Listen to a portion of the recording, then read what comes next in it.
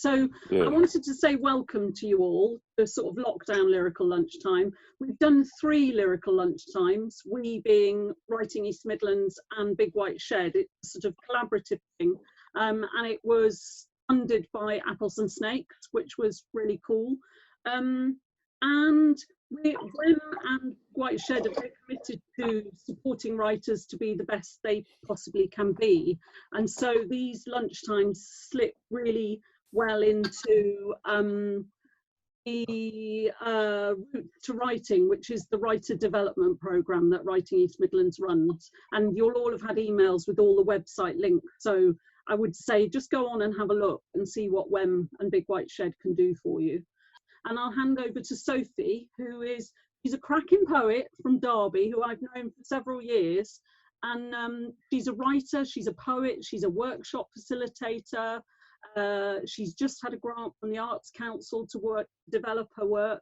I'm hoping we can get to hear a little bit of that.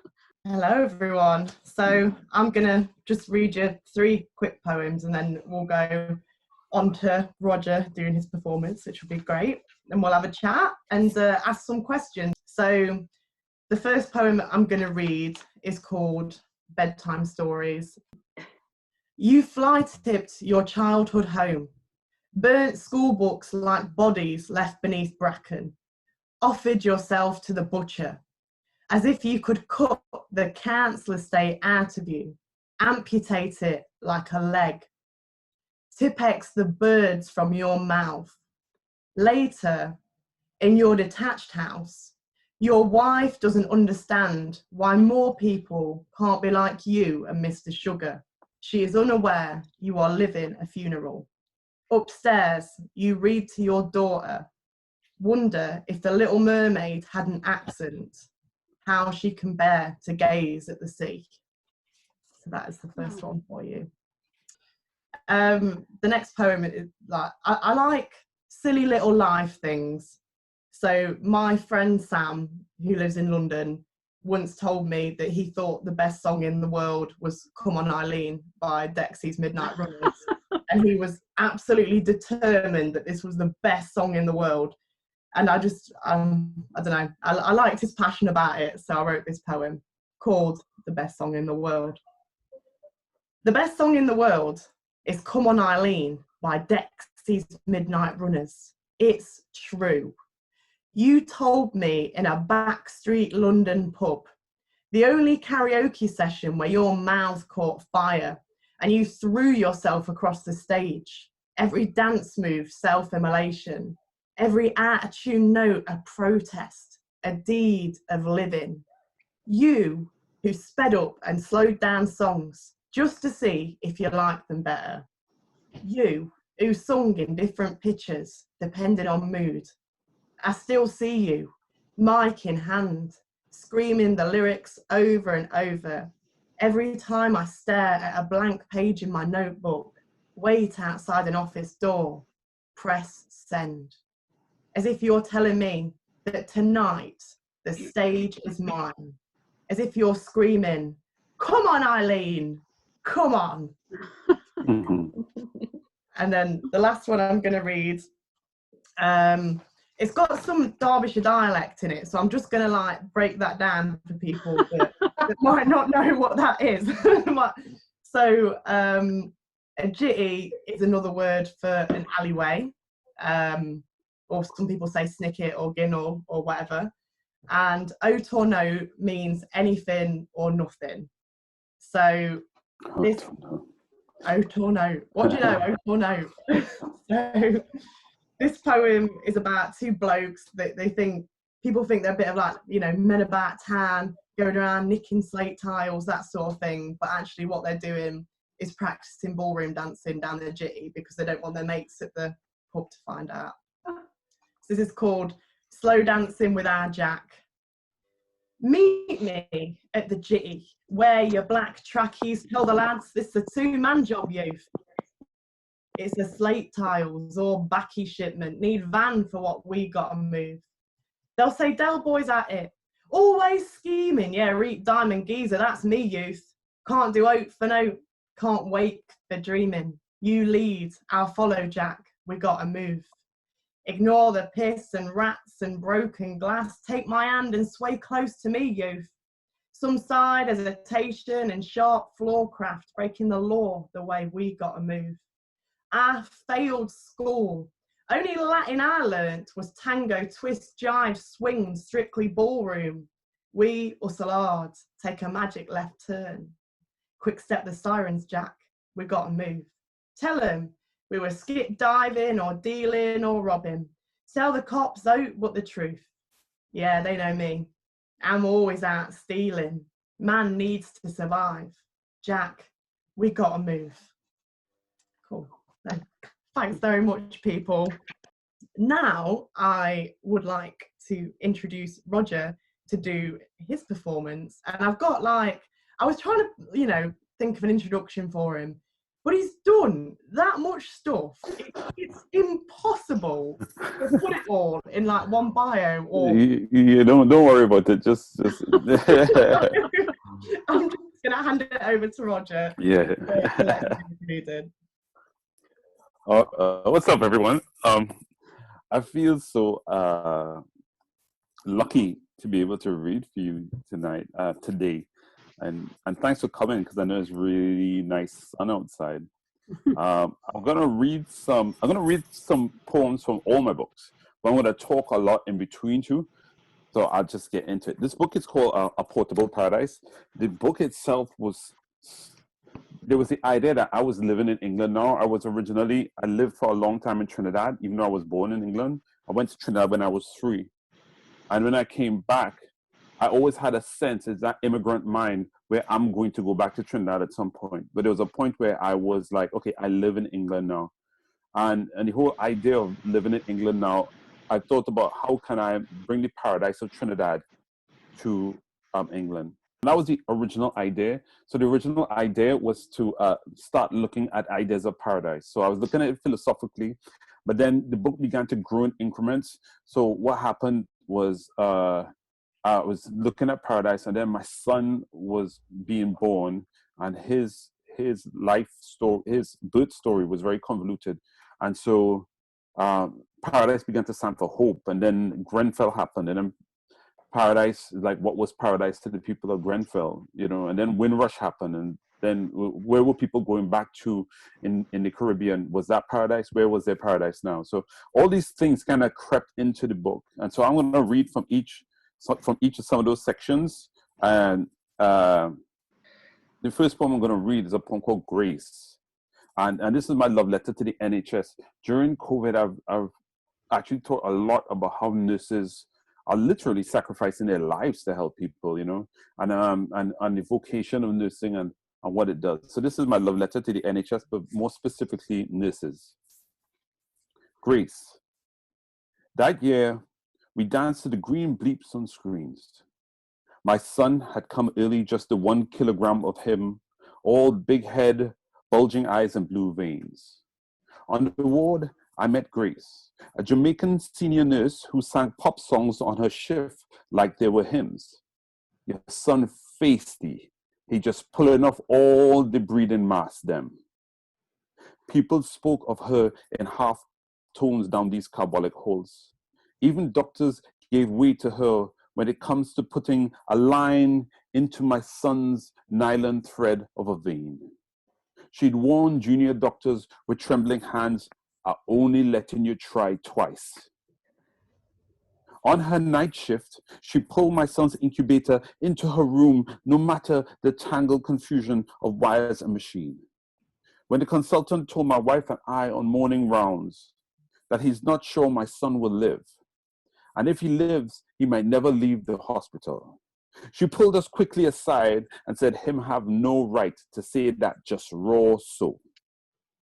Another consultant tells the nurses to stop feeding a baby who will soon die. And she commands her loyal nurses to feed him. Feed him. No baby must dead with a hungry belly. And she'd sit in the dark, rocking that well-fed baby held to her bosom, slowly humming the melody of Happy by Pharrell. And I think, if by some chance I am not here, and my son's life should flicker, then Grace, she should be the one.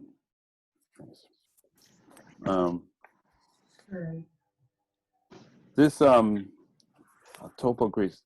A few things about this poem. Like a lot of it is like found poetry, because the nurse's name was actually Grace. Mm. Everything actually happened. The words she said were the words. So, and the thoughts I had were the thoughts. So really, this poem was about how to sequence the story in a way that will have that everything isn't blurted out. So everything had to kind of come out in pieces in a certain sequence. So there were many sequences. When I say sequences, what do I say first? What do I say second? What follows each other? And what builds this story in a way without doing it? And so there were many different versions of this until I came to one where I was like, okay, these building blocks are sequenced a particular way to the effect that the story could increase empathy in a certain way, but also amplify the idea of love, you know, and the idea of love could be amplified by care. So at first, I wasn't going to put this book into my poem, into my poetry book, because I had started to move away in my book successively from writing the I, and that's just a personal choice. But this book stayed because I thought that there was something for people to learn.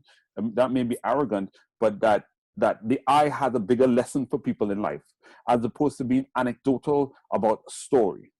Because I'm moving away from the anecdotal, but I don't think there's anything wrong with the anecdotal at all. But I just personally, in my writing, I'm moving away from it, you know. And so I felt, even though it was a private thing, there are like a public repercussions of it.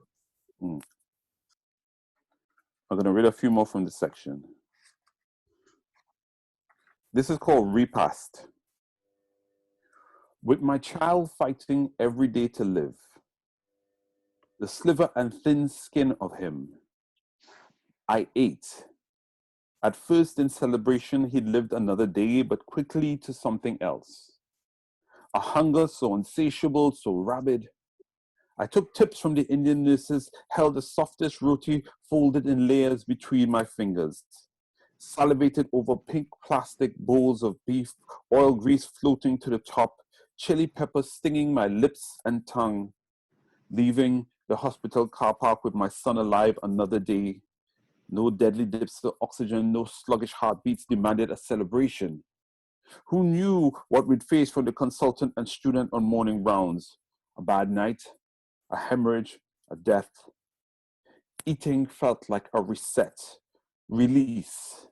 Cooks began to know me by my first name. I tried a whole menus of saffron-colored pilau rice grains sticking in my bed. I'd clear my wife's plate. I'd wake unable to sleep, boil 4 eggs and toast, half a loaf with butter melting on each slice, roasted whole chicken stuffed with thyme, and eat it all. A hunger and thirst like none other. I'd tongue threads of beef wedged between my teeth, my lips glistening with ghee. Yeah, again, it's pretty much true. I ate my way through the whole drama of it because I'm a stress eater. One of the interesting things, one of the interesting things about this book is that there was a point, I'm 52 now. I think I started writing this when I was about 47, the very first poems read. And I definitely had a sense in my writings that I am leaving nothing of myself back on the table. And I can go quite deep into myself in writing general, because I allow myself that space. But for some reason, this book, I thought about how many books I'd have to read, and I thought about what is it that I'm holding back on. So this book, I literally held back nothing, and I didn't stop until the book was going to be delivered the week before. So I got permission, because I'm with a small publisher called People Tree Press. And so I wrote until the week it was going to print. And when I mean wrote, I was like literally waking up. I told my wife what was going on. And for like nearly 2 months before the book, the last third of this book came in the last 2 months. Because I'd got to a point where I just don't stop. Give it everything that you can. And then lo and behold, it won the big prize. And I was like, wow, there's a connection between these things, about not holding back, about not thinking about your restrictions, about thinking that, well, why would anybody want to hear that? So I literally approach everything that moved me, everything I thought was important, and I went into it on as deep a level as I could at the time. And I even have some, not different views, but if the book was being written again now, the book would be completely different. So it was a particular space and time. And as writers, I know not everyone is writers, but for the writers of you out there, or the artists of you out there, it's just like, this is not a time to hold back. I think COVID especially makes me think about, okay, what am I going to do for the rest of my life? What am I going to change? And what am I going to go full steam ahead on? What didn't work before for me? And what am I going to go ahead? And, definitely poetry will continue for me. And how I approach poetry and go forward with poetry will change. It will be more about creation and less about satisfying, running up and down to make sure that everybody sees me. Of course, I have the privilege of doing that at this point. There's a point where you have to say yes, yes, yes, yes all the time. But at the point where you can say no, go deep into the work. There's a writer called Cal Newport who I've been reading recently, and his book is called Deep Work. And it's been very helpful because he talks about the kind of distractions that you have online with even email, and how it stops you from getting to the best and deepest of your work. And your deepest work comes from spending long periods of time either reading or in dialogue with the work. And you can always increase that dialogue. But in order to increase that dialogue, what you have to do is let other things that are not important to you die. Let other things that you're doing on speculation die. If it is the thing that you want to do in life, this is what you want to do in life. I hope I'm not being too preachy here. It just worked for me, so that's what I'm telling you. If this is what you want to do in life, go all into it. Take away the distractions. Do your best to let the distractions go in and really go full pelt into it, Okay, cool. This poem is the title poem of the book called A Portable Paradise. A Portable Paradise. And if I speak of paradise, then I'm speaking of my grandmother, who told me to carry it always on my person, concealed, so no one else would know but me. That way they can't steal it, she'd say. And if life puts you under pressure, trace its ridges in your pocket, smell its piney scent on your handkerchief, hum its anthem under your breath. And if your stresses are sustained and daily, get yourself to an empty room, be it hotel, hostel, or hovel. Find a lamp and empty your paradise onto a desk.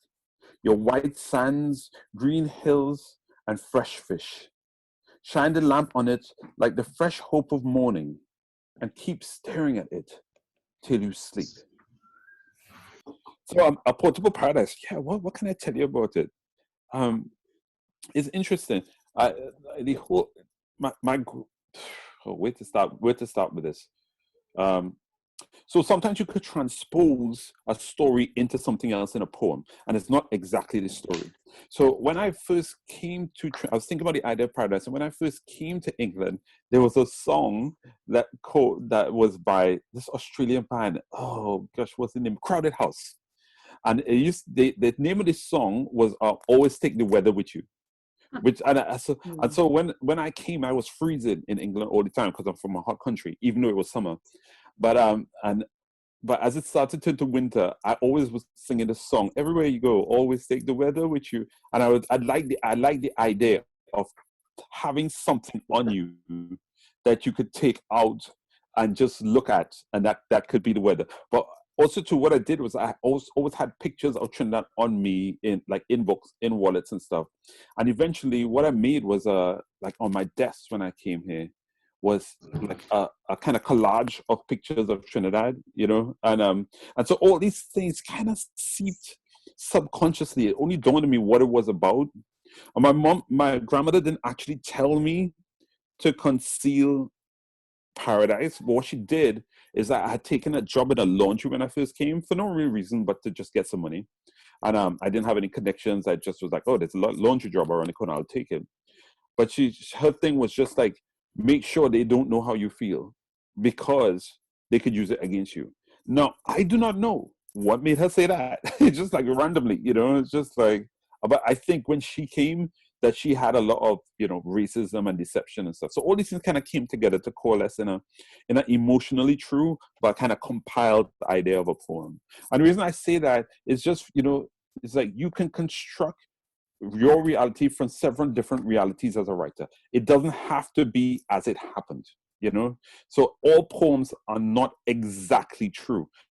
But what's the true thing in it is a human truth in it. That has to be true. Because if the human truth is not real, people will smell something fishy. But the facts can be real or imagined. Yeah? I'm going to read this poem, Prayer. And I haven't successfully read this without breaking down yet. So if you see a black man breaking down, don't worry. It's coming. I've done it a few times. But let me see if I can get through this, Prayer. For the writers with you, I always say, like, take a risk in your reading. So this is my risk in my reading. Prayer. Please save, dear Lord, my son. My dear son, Lord, deliver him from pain and allow him to be, allow him to breathe, allow him to join family. Ours, my wife and I await him anxiously. I see him lying in his incubator fighting for his life. Perhaps he does not know me yet, Lord, does not know who loves him, his father. Please make contact between mother and child, skin to skin, let it build bonds, make comfort, make health, one heartbeat, swoop, downward swoop. I would be too tired to fight the black dog snarl of grief, my chilling head. Neon light machines. It's so dark. These babies are alive. Lord, may mistaken mothers be eased from guilt, dear Lord. Flow, breast milk, flow, nectar, healing, and precious son and wife, my only focus. Dear Lord, I have cried. I have cursed. I have questioned and cursed your judgment, but I know that if it be your will, that he'd already be dead. A seizure. The miracles of breast milk, oxygen, nurse, incubator means he lives. So there must be some plan, some bigger plan. So I must not lose faith. So now I'm praying. Worship prayers, intercession prayers, consecration, commitment, and dedication prayers. Comfort my wife, dear Lord, till you deliver our baby to us.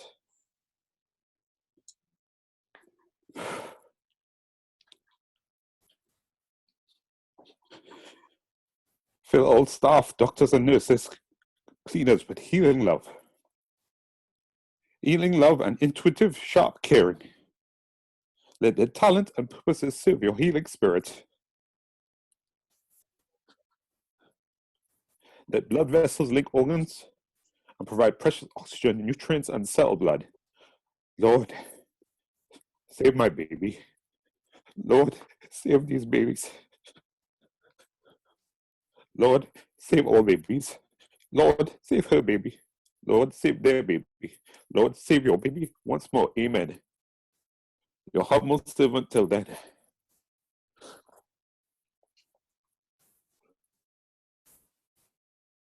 Nearly made it.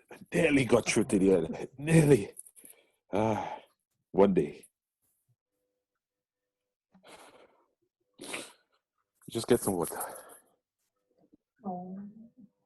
Thanks, Roger. You're welcome.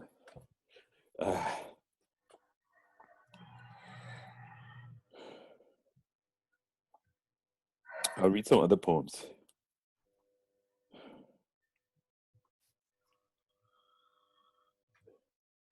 Ascension for John Coltrane. So this is a poem for a musician called John Coltrane, who was a really, really revered jazz musician. And I have a friend who's a friend of somebody who made an album with him. And he told me the story of John Coltrane making an album called Ascensions. And when he was making Ascensions, he was in like a planetarium where you could look at the stars. And he looked at the stars, but he also had a hill of cocaine. And then he'd sniff cocaine, look at the stars through the telescope, and then he'd play the stars as if they were musical notes. So he was playing the stars in a way, which I found quite interesting. The cocaine, the planetarium, the stars, and it was too much of a combination for me not to write a poem about it, because I'm also a musician. And I like sometimes, what in your life could bring it to a planetarium, a saxophone, and a hill of cocaine and some stars, whatever. So I thought to see if I could explore it. Ascension for John Coltrane. Oh, I have to say, there are many John Coltrane poems in the world. There seems to be like a tradition of writing poems for John Coltrane, and I don't like any of them. I hate them all. They're all pretentious and dumb. But I like this because mine's good. Anyway, I said Ascension for John Coltrane. I heard that as you recorded Ascension, your table had a small white cocaine hill. Through a telescope's dark planetarium, you closed one eye and viewed the world so big. Looking for some language of the heavens, snort, blow, where constellations inhale by night sky, blowing through rhythms to blue notes, a meditation, stars blinking, tiny gods of light. The world is so vast, but music is bigger. So this is freedom. So this is your life. There is no you, just spiraling sounds, pulsing like quasars, light shooting up, celestial shoot. To be a God sound is to be moving. The universe is circular, breathing. Coltrane, Coltrane, look, your nose is bleeding. So in Ascension, what I tried to get to some extent was the sound of a saxophone's music and put the sound of a saxophone's music into the actual poem. So when I have the kind of triplets, up, I'm saying up, I have it written, I'm trying to write it like a score. So I have, I don't know if you'll be able to see this. No, you can't see this, can you? So I have up, and then I have all the other ups together. So I'm trying to get you to see it like how I'm thinking it. Even though it would be different, I'm trying to kind of make sure that this is a musical score because I'm dealing with a musical topic. So the form of it is a sonnet. I use this sonnet because I was trying to create some type of argument for and against John Coltrane at the same time. And because I was trying to create something for and against him, at first, it starts off with something, and then I shift the argument in the middle, and then the volta at the end, I try to move it to the point. So it ends with Coltrane, look, your nose is bleeding, which is ultimately, it can be seen as a judgment. But during the poem, I'm for him. And sonnet is good for argument in that way. And that the volta can shift the argument in a way that you wouldn't expect it. You know? Yeah. I wrote a couple poems for musicians in Portable Paradise. One, because the work either deals with the idea of paradise, or I felt like, and this is about theming a book. So this one is there's a musician called Sade, who not everybody may know, but like she was very big during the 80s, and she was very, very, the word is neat, but I don't want to use the wrong word, but she was very pared back. Even the music was very pared back. And I was quite interested in how pared back she was. And I thought it could be the theme for something. So this is on Sade. It's a super simple poem, but I think it's interesting to talk about. On Sade. Sade never liked doing more than one take of a song. She thought it unnecessary. She had been brought up to avoid the unnecessary. Her family had not been very expressive, yet they all knew there was depth there. But dramatically sharing was just considered extra. Everything, even down to what she wore, was pared back to the foundations. The engineer asked, "What's the track name?" "Paradise," she replied. He asked about the mistakes in her vocals. She answered, "What mistakes?" Okay, so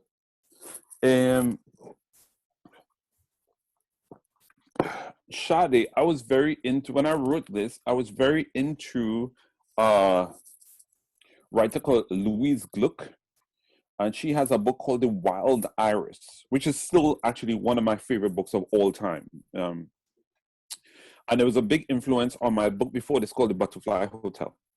But The Wild Iris did something ridiculously interesting to me. So The Wild Iris had flowers speaking. So the flowers that spoke in The Wild Iris really sounded like everything Louise Gluck wanted to say without saying, "I said it." So, but each flower had a particular physical trait. And the physical trait of the flower determined how the poem would unfold. Yes? So I can't remember what, actually might be the title poem, The Wild Iris, but where Louise Gluck had talked about the flower having a flushing red coming from its center. And that led her, I think, onto kind of talking about the afterlife and death, and very much about, you know, the end era of a woman, but through the idea of a flower and its flushing blood coming up through the center towards the end of the plant's life. So I thought that idea was very interesting. I didn't want to do flowers. I did do in Butterfly Hotel. I do have some very pissed off butterflies saying whatever they want to say because of their particular structure. But in this book, I wanted to visit the idea again, and I wanted to visit the idea through Sade's clothes. Her clothes and how she presents everything, pulled back hair, makeup, very, not minimal, but, you know, very put together. And so I was like, okay, I want to write about her personality through her physical presentation as a musician. So even if you were to write about me, you could write autobiography about some kind of biographical thing about me through the scruffiness of my bed, and let that signal all the things that you want to put into the biography from there. You know, I don't know. It was an idea. I just thought it was interesting. In this book, I was very aware of the idea of politics, and I wanted to kind of take on politics in a big way because politics was leaning on my shoulders as a Black man as I wrote. And I was like, man, somebody has to write about this. So this poem is called The Missing. So I wanted to approach politics not in a preachy way, because I don't like preachy political poems. That's just a taste.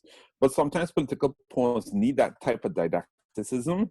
But that's not my particular style. What I wanted to write is political poems that invoke empathy and hopefully make people think about something in a different way than they had before. Very much the book is about trying to provide new ways of seeing. And that's a new thing for me in this book, because usually I'm about the story. But in the form of the poem, I try to look at lots of form of world poets and see how they found new ways of making somebody see something anew, seeing something that's in front of them, but seeing it in a new way. So this is called The Missing, for the victims of the Grenfell Tower fire disaster.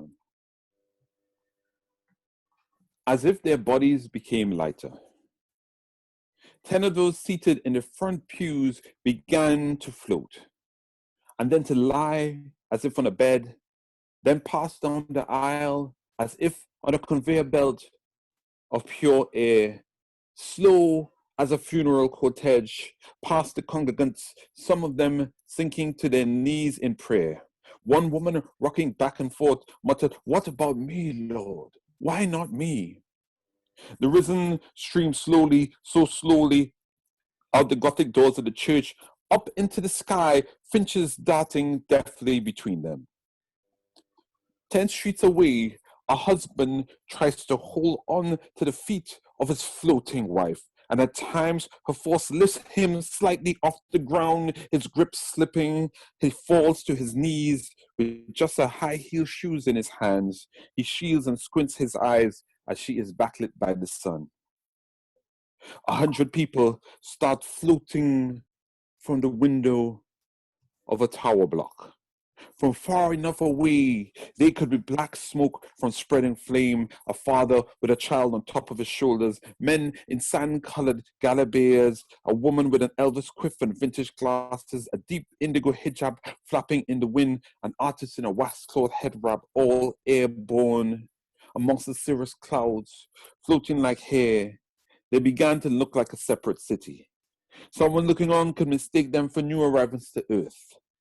They are the city of the missing, and we are now the city of the stayed.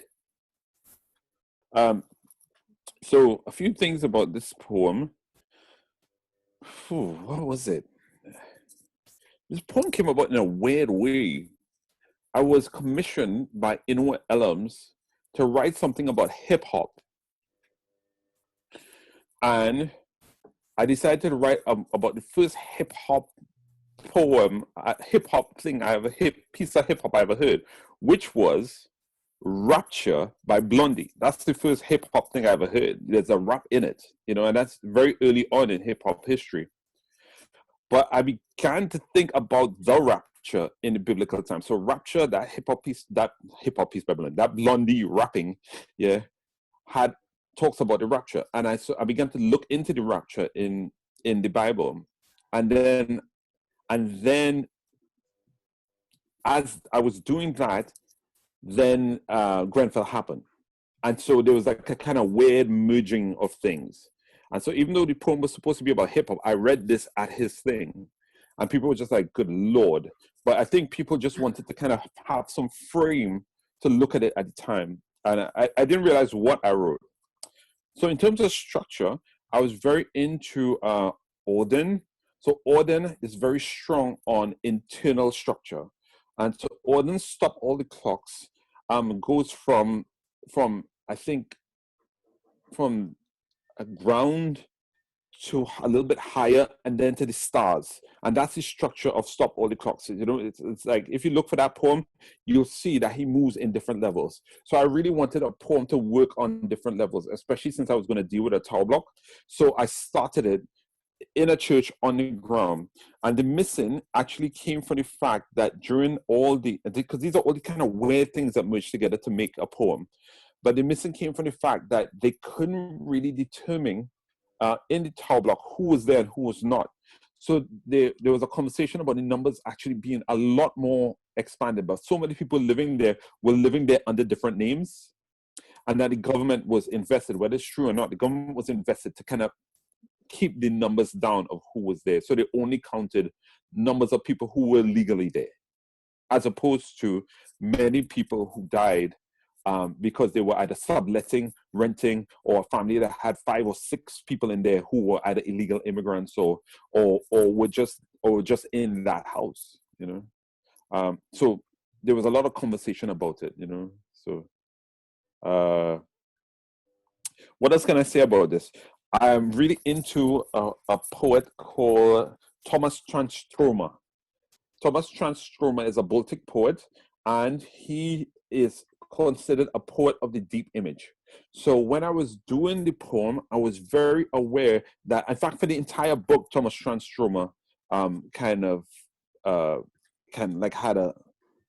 an overall thing to the book, because with the deep image, it's about the image that actually creates epiphany, not just an image for describing sake, an image to pull people emotionally into the poem. So I was really concentrated on the rightnesses of the images and how right the image how it will turn on the imagery, and how the poem will turn its emotional and epiphanic weight will turn on the imagery that I did use. So I took little things like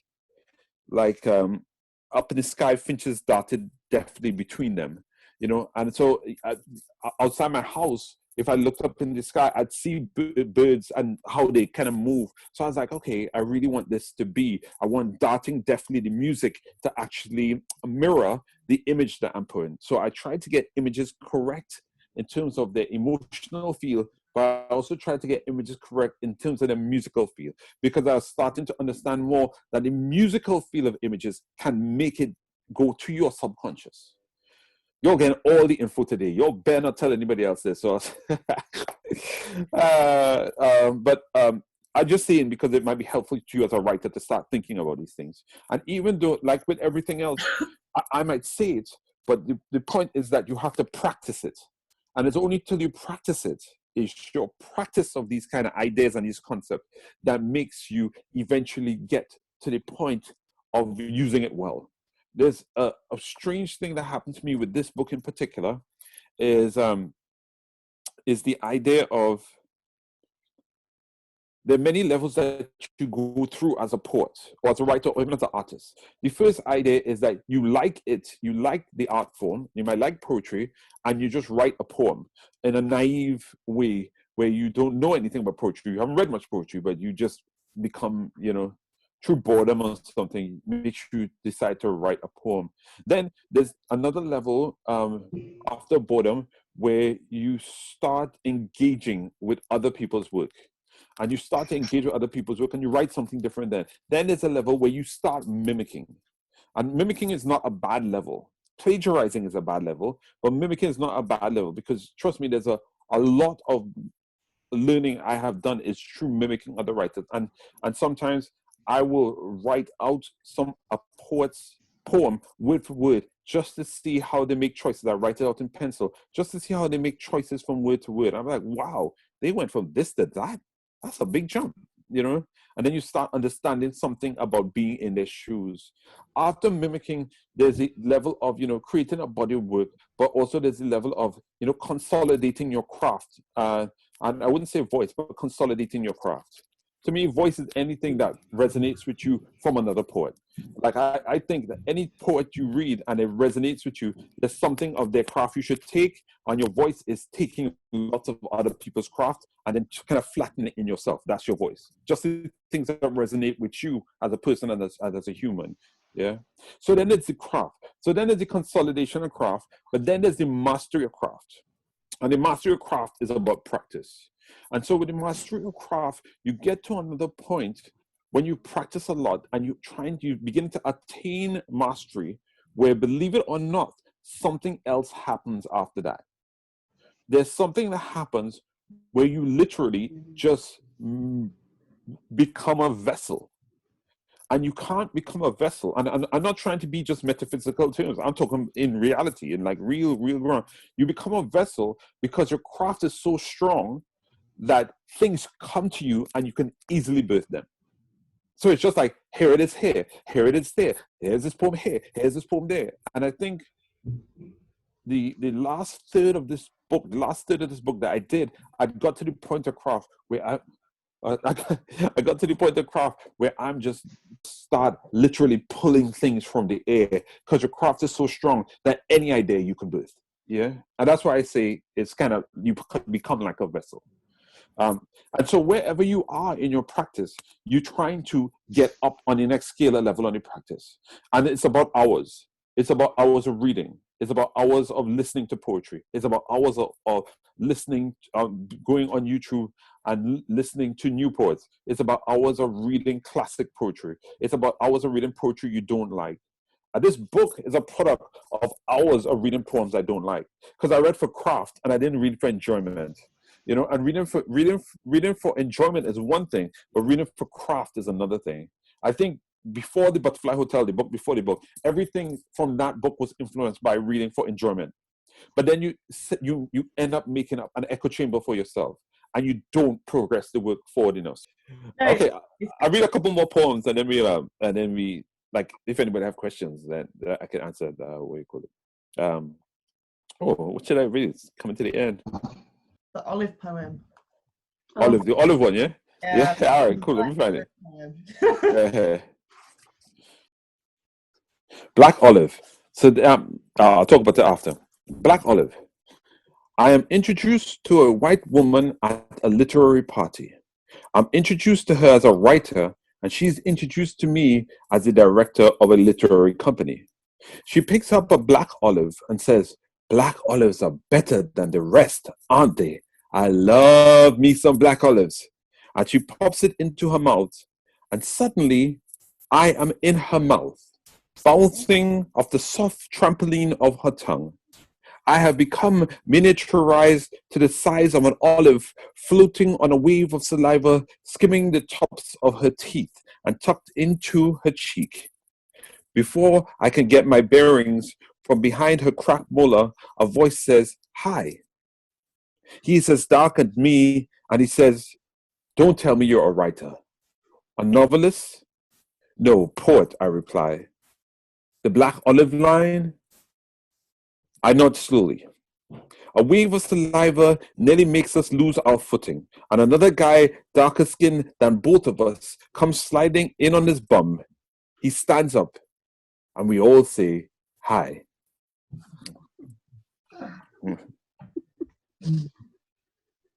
The olive poem. Okay, so the black olive poem it's a prose poem. So those of you not familiar with a prose poem doesn't have the traditional line breaks, and it doesn't have the line and stanza breaks. So you forgo line and stanza breaks, but in foregoing line and stanza break, what you have is a different sensibility that can come in.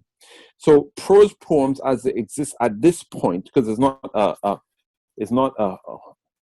it's a form that gathers as it goes. So up until this point, prose poetry is marked by the French poets of the 1800s, and there's a sense of a dreamlike structure, ironic humor, cul-de-sacs, in terms of taking you down somewhere and leaving you, reversals.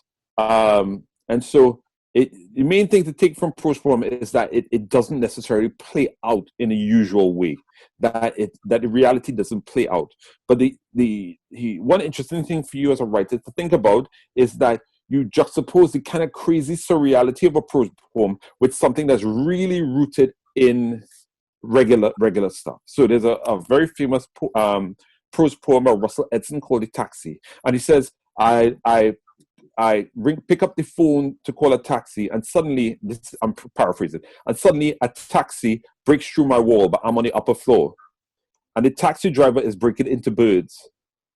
And so I put down the phone, and then the birds become the driver again and reverse back outside. So, but he says I can't help it. I have to pick the phone back up again, and it comes back through the wall again. So that whole world of the subconscious comes through. But the reason that poem works is because the taxi is such a mundane thing that anchors all the crazy that you can add to it, you know?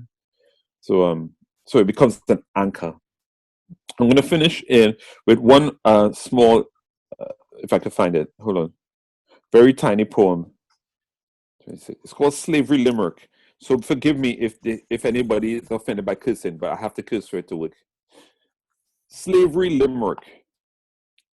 Bill was a slave from Nantucket who stole a bear skin and a musket. He heard, "Stop where you stand, put up both of your hands," but he zigzagged and ran and said, "Fuck it." And on that note, I will end the reading. Actually, there's something interesting about the Slavery Limerick. One, it's a limerick. Everybody knows about limericks. I haven't seen lots of political limericks, so I thought that was quite interesting. But I was also at the time, when you're writing, you're looking for your organizing principles from an idea. So the organizing principle for this is that I wanted something that really zones in to when a slave decides my life is not worth living. And like, okay, what really zones in on that? And I was like, wow, limericks really zone in because they're quick, they're in and they're out, and they could seem simple and easy, but there's a deeper thing underneath. So that's the reason why I use the limerick as a form for those things. So, thank you for listening. I feel like I whittled on a whole bunch, but I hope it was useful. Does anyone have any questions? Let's have a look. Oh, someone's asked, have you written a book about the poetic craft, Roger? Oh no! It's like no.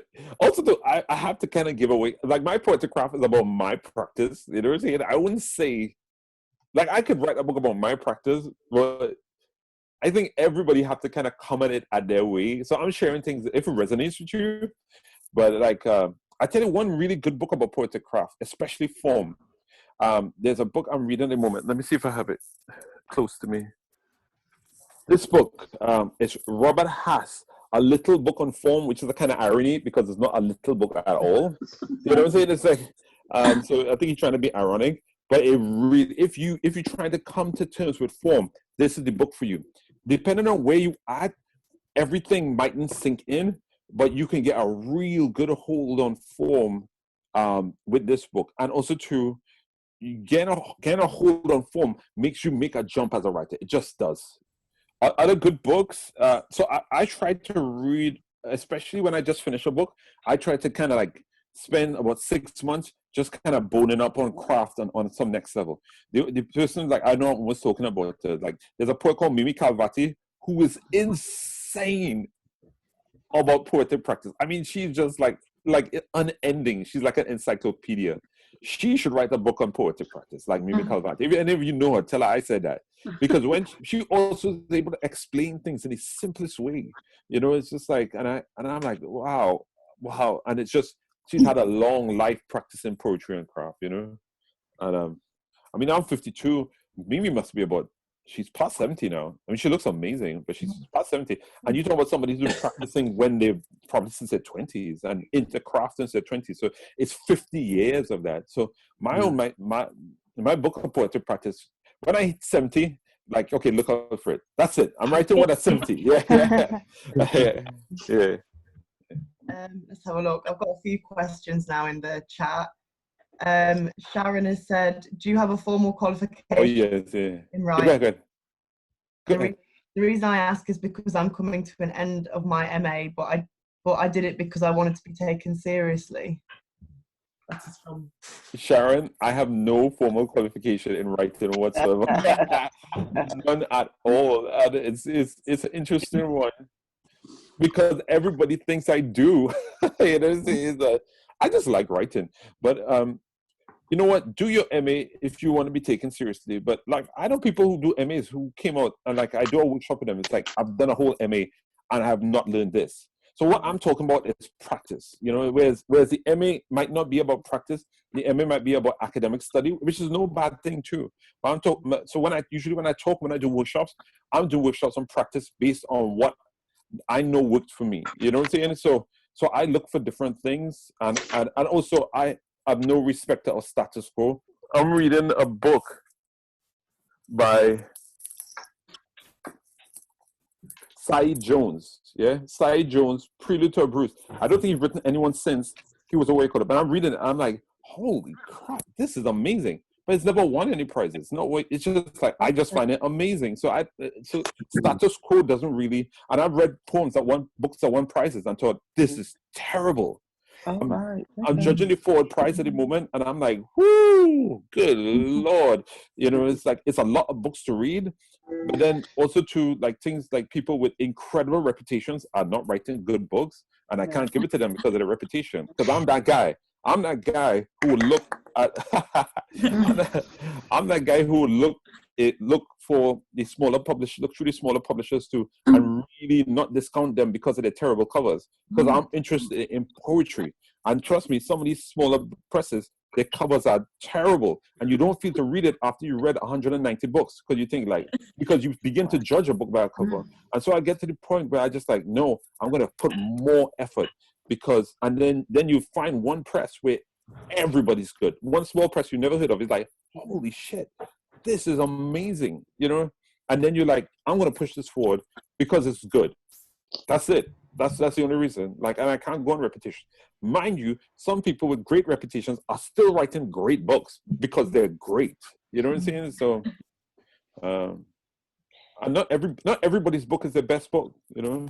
Like if I already decided I'm not going to put a book unless I thought it was better, unless I thought it was better than A Portable Paradise, which I do like. But unless it's better, do I just want another book? No, I don't just want another book. I want to build up craft and a body of work. I want to make sure that I am a better book. This is a better book because you know right now I have a rush to write, but not a rush to publish. So I'm writing 2 new poems every week. So I have a rush to write, a rush to read, but I don't have a right to publish. It's going to come out when it's right. And even if you're a young poet, or even if you're a poet who hasn't had a lot of publish, do not rush to publish. rush to make your craft better. You know what I'm saying? It's like, just be on it, be on it, be on it. If this is what you want to do, if this is really what you want to do, be on it.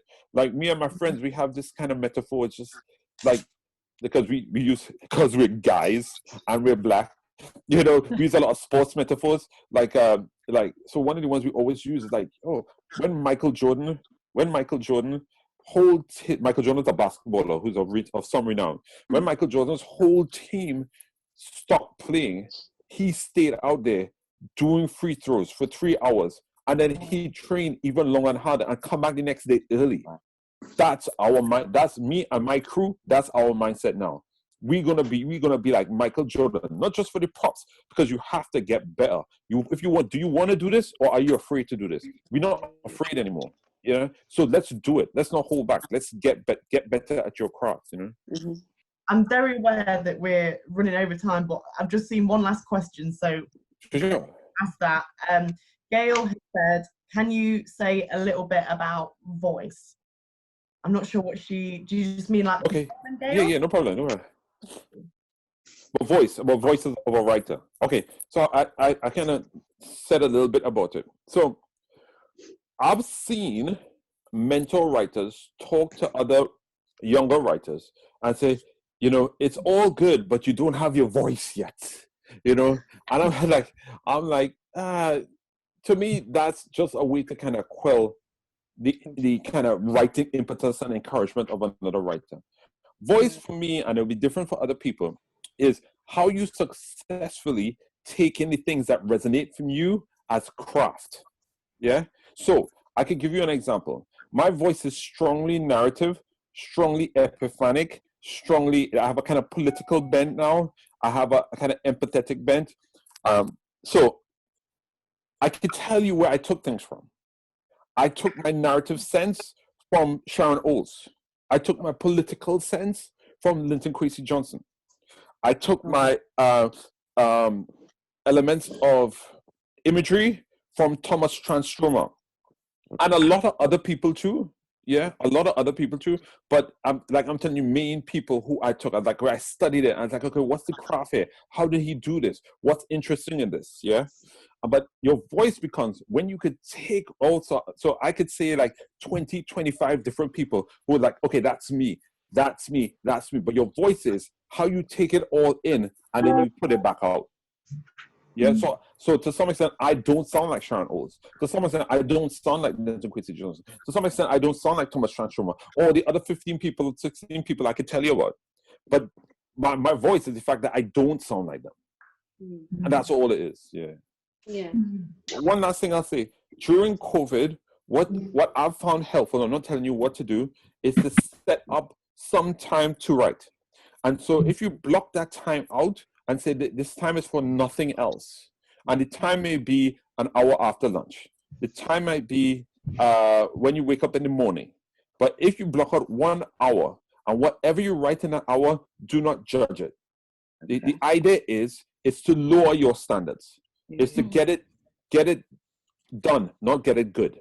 Mm-hmm. So when you do that on a daily basis, or at least 5 days a week, what will happen is that your muscle in your brain is plastic. It will begin to turn to creativity during that time. When you go to bed or when you leave your hour practice, think about, okay, what might I do tomorrow? So when you leave it's from Ernest Hemingway. So when you do that, it's okay, what might I be faced tomorrow? So when you come to your practice, you come in knowing what you're going to do. So you don't have to come thinking, what am I going to do now? What am I going to do now? Think about at the end of your practice, one day, what am I going to do tomorrow? So you come to it ready with energy to go. And at the end of that practice, you think about, what am I going to do tomorrow? So your beginning starts with the impetus of already knowing. Yeah. Okay, cool. See you guys. Brilliant.